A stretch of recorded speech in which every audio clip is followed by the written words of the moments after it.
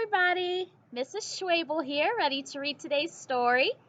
I decided I'd come outside and read our story outside here today, but it's a little windy, so hopefully you'll be able to hear me reading the story. All right, so today I'm going to read a story called Sweet Dreams, and it's got the characters from the movie Ratatouille.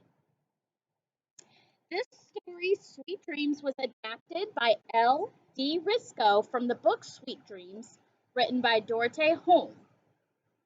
And this is published by Disney Enterprises. So let's read Ratatouille, Sweet Dreams. Remy the rat was very happy as the chef of his own little bistro. Remy and his human pal Linguini had recently opened their restaurant. It was called La Ratatouille. Every night, people from all over Paris lined up to wait for a table. They had no idea that the chef was a rat. Late one night, Remy's brother Emile had just finished dinner there. The brothers were saying goodbye outside the bistro. "I'll be up late cooking for the celebration tomorrow," Remy said. "So sweet dreams and no more eating tonight."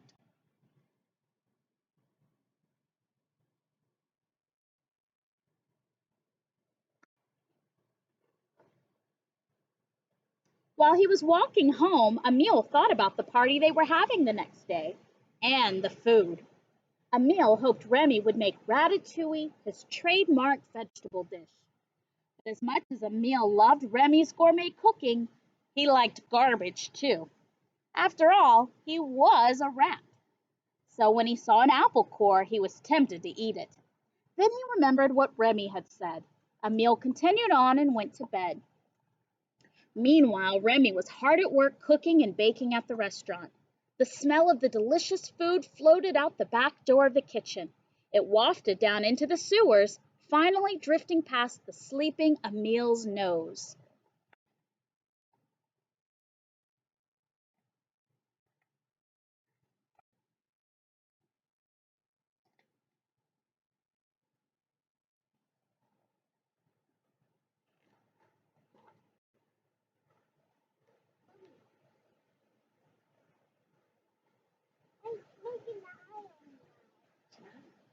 Emile was having the loveliest dream.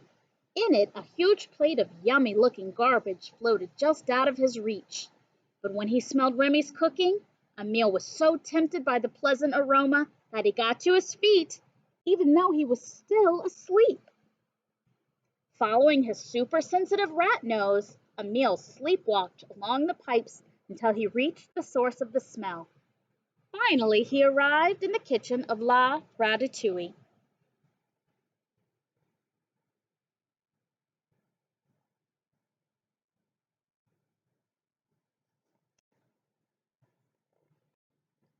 By then, Remy was taking a well-deserved break from cooking.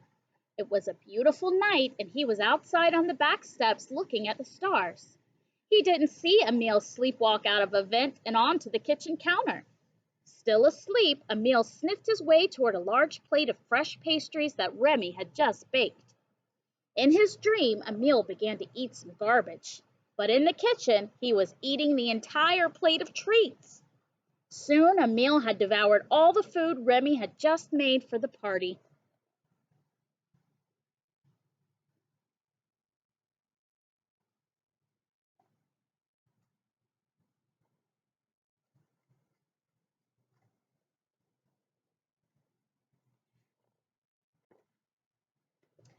When there was nothing left on the plate, Emile sleepwalked back into the sewers.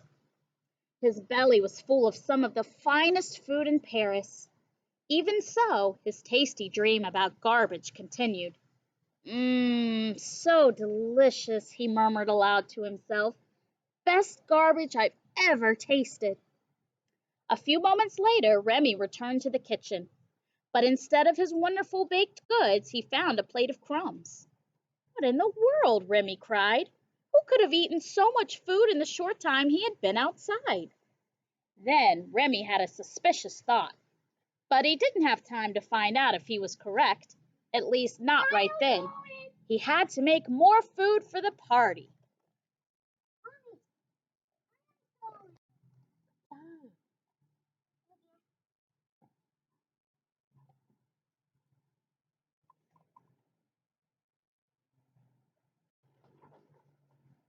The next day, Emil woke up in a sewer tunnel far from his usual sleeping spot. He had no idea how he'd gotten there. That's strange, he thought to himself. Then, as he got slowly to his feet, he noticed a feeling in his belly.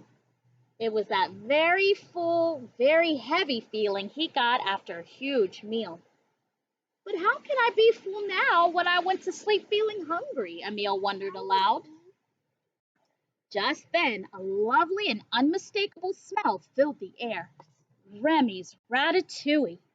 Oh no, cried Emil, suddenly remembering the celebration. I overslept. I'm going to miss the party and the food. Emil stumbled along through the pipes. He couldn't run as fast as usual because of his extremely full belly, but he made his way toward the yummy smell as fast as he could.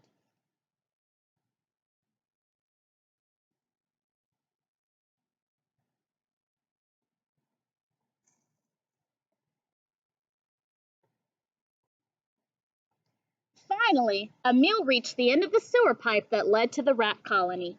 He poked out his head and saw that the party was in full swing. He hadn't missed it, after all. But when Emil tried to join the fun, he found his belly was too big to fit through the pipe's opening. He tried to wiggle out, but it was no use. Hey, help! He cried. Remy looked over at his brother. He was not amused. Aha! I knew it! You're stuck because you're so full. You must be the one who ate all my food last night.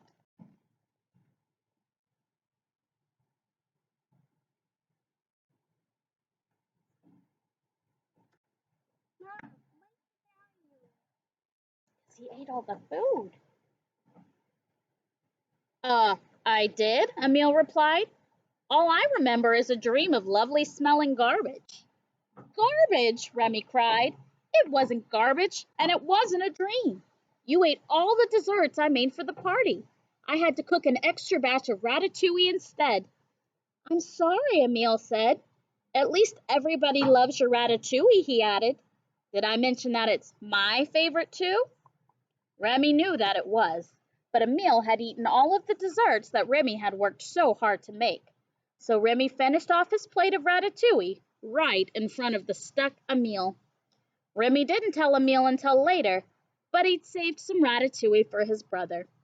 With the help of a few other rats, Remy pulled Emil out of the sewer pipe.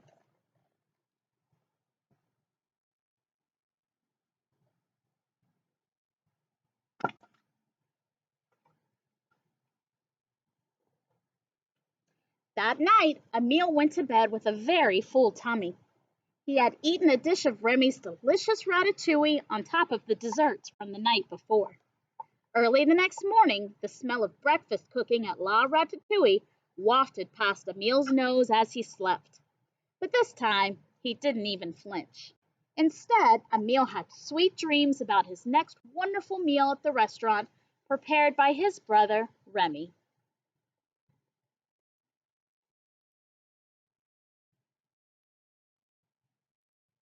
The end. So I hope you enjoyed Sweet Dreams with the characters from the movie Ratatouille. Right now, that is my son Will's favorite movie. So that's why he wanted me to read that today. Okay, okay, it's okay. We'll fix it, okay? All right, and we're going to go so we can fix his pickaxe that he built out here. All right? So, yes. All right, so I will see you guys tomorrow. Bye. And I like my eyes.